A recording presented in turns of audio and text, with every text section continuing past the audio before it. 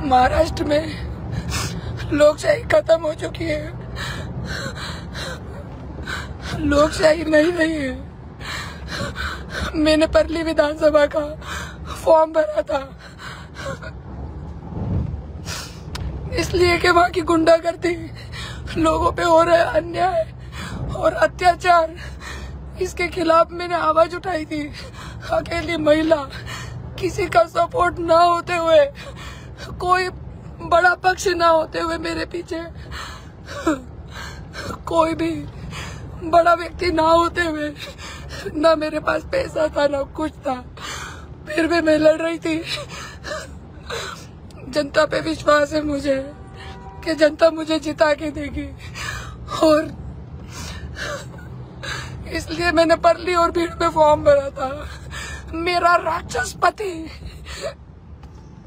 जिसको मैंने 25 साल 26 साल अपना खून पिलाया, एक औरत अपना अस्तित्व खो के अपने पति का अस्तित्व बनाती है, पर वही पति नाश का बेटा सत्यानाश जाएगी तेरी धनंजय मुंडे। तूने मेरा आज पर्चा अवैध नहीं करवाया है, तूने आज तेरी हार लिख दी है। तू एक औरत से डर गया है, ये इतिहास गवाह है। दुर्योधन, दुशासन, कंस, रावण, सबका अंत एक औरत के हाथ हुआ है, और तेरा भी राजकीय अंत, तुम लोगों का राजकीय अंत मैं करके रहूंगी।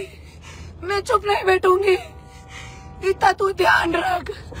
मैं शांत नहीं बैठूंगी, मैं कोर्ट में जाऊंगी। तू अनुमोदक को खरीद सकता है। अरे मेरे गरीब लोगों के लिए मैं लड़ रही थी। मैं भी चाहती तो अपने बम्बई में ऐशो आराम की जिंदगी जी सकती थी। 5 तारीख को मेरी बच्ची का बर्थडे था, मैं नहीं गई क्योंकि मेरे पास कार्यकर्ता कम है। दशहरे पे नहीं गई, कल धनतेरस था नहीं गई, दिवाली पे भी नहीं जाऊंगी। पर लोकशाही खत्म हो चुकी है। धनंजय मुंडे जैसे गुंडे और राष्ट्रवादी जैसी पार्टियां जब तक महाराष्ट्र में है, मैं बोलती हूँ नहीं, किसी महिला को न्याय नहीं मिल सकता। आज अकेली के दम पे कैसे कैसे करके मैं लड़ रही हूँ, क्योंकि मेरे जैसी कई महिलाएं जो बेसहारा है, बेगुनाह है, फिर भी उनको इन लोगों ने जेल में डाला। हर किसी पे झूठे केसेस करना, दारू के धंधे, व्यापारियों को इतना परेशान करना कि उनको भीड़ जिला तक छोड़ना पड़ जाता है। परली तो दूर की बात है। ये सब चीजें जब मैंने देखी तब मैंने पक्ष निकाला। मुझे मालूम था ये सारे पक्ष एक जैसे, कोई किसी का साथ नहीं देगा।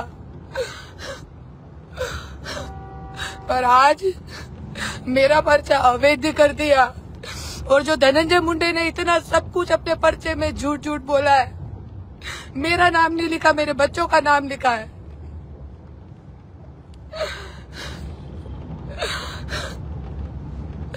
लोकशाही खत्म हो चुकी है। महाराष्ट्र में ये छत्रपति शिवाजी महाराज का महाराष्ट्र नहीं रहा, ये बाबा साहेब अम्बेडकर का महाराष्ट्र नहीं रहा। यहाँ पे सरेआम पंकजा मुंडे बोलती है अपने समाज के बच्चों को कोयता घिस के रखो। अरे बाबा साहेब अम्बेडकर ने हमें पेंसिल दी है, पेन दिया है।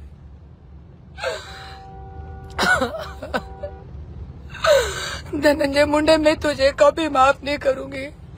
27 साल मैंने तुझे अपना खून पिलाया। मेरे बच्चों के मुंह पे पानी मार मार के 3 बजे उठा के मैंने उनसे लिखवाया, पापा मंत्री बन गए, पापा मंत्री बन गए। नौकरों से खाना एक टाइम बनवाती थी, वही अपने बच्चों को 3 टाइम खिलाती थी। 18 घंटे तपस्या की तेरे लिए। अरे तेरे में जरा भी मानुसगी है कि नहीं? तेरे गुंडे से तूने मुझे पिटवाया, 3 बार जेल में डाला मुझे, मेरी गाड़ी फोड़ी।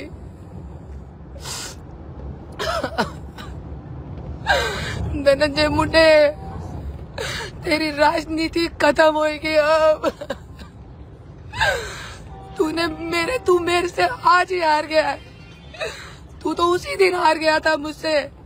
मुझे लगा था कि परली में मेरे को फॉर्म भरने के लिए 10 अनुमोदक तक नहीं मिलेंगे, पर मुझे 30 अनुमोदक ने अपने खर्चे से गाड़ी का किराया भी नहीं मांगा और 30 अनुमोदक मुझे लाके एक दिन में दिए।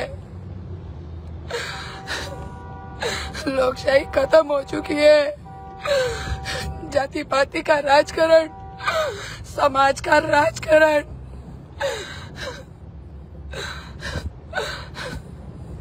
ये गुंडेशाही, मैंने पैर उठाया है, इसके बाद कोई पैर नहीं उठाएगा ये गुंडों के खिलाफ, क्योंकि मैं तो उसी दिन मर चुकी थी जिस दिन मेरे पति ने मुझे छोड़ा था।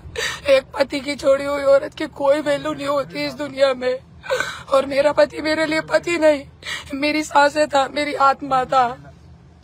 पर जब 3 बार मुझे जेल में डाला, मैं पहली बार जेल से निकली वाल्मीकि कराड़ के सामने मैंने अपने पति को आई लव यू बोला।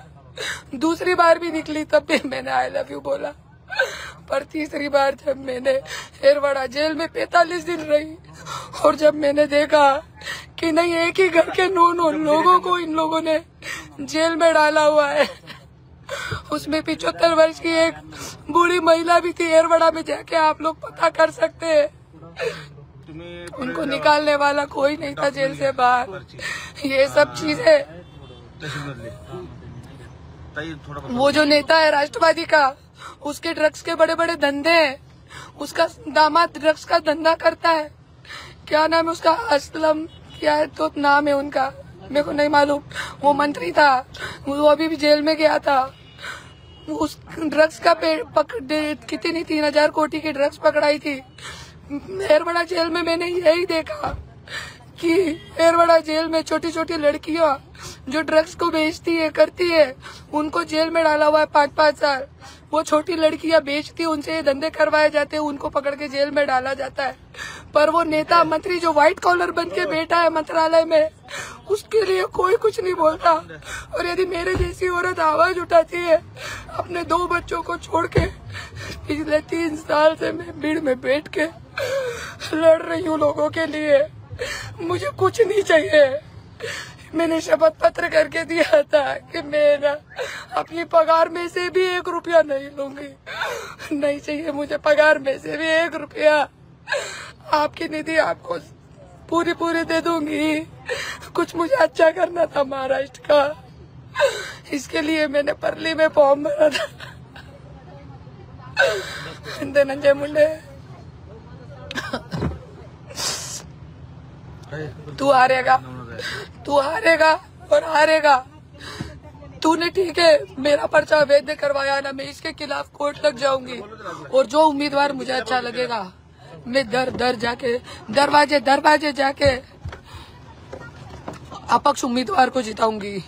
इतना तू ध्यान रख। तू मुझे हरा सकता है पर लोकशाही को नहीं, जनता को नहीं हरा सकता तू। और यदि इस बार जिस उम्मीदवार को मैं पार्टी मत दूंगी, यदि वो हारा तो जनता, मैं आपको बोलती हूँ, पब्लिक को बोलती हूँ कि ये समझ लेना, ये मेरी हार नहीं होगी, ये जनता की, ये वो उम्मीदवार की हार नहीं होगी, ये हार होगी लोकशाही की, ये हार होगी छत्रपति शिवाजी महाराज के महाराष्ट्र की, ये हार होगी बाबा साहेब अम्बेडकर के संविधान की। बस मुझे इतना ही कहना है, बाकी और कुछ नहीं।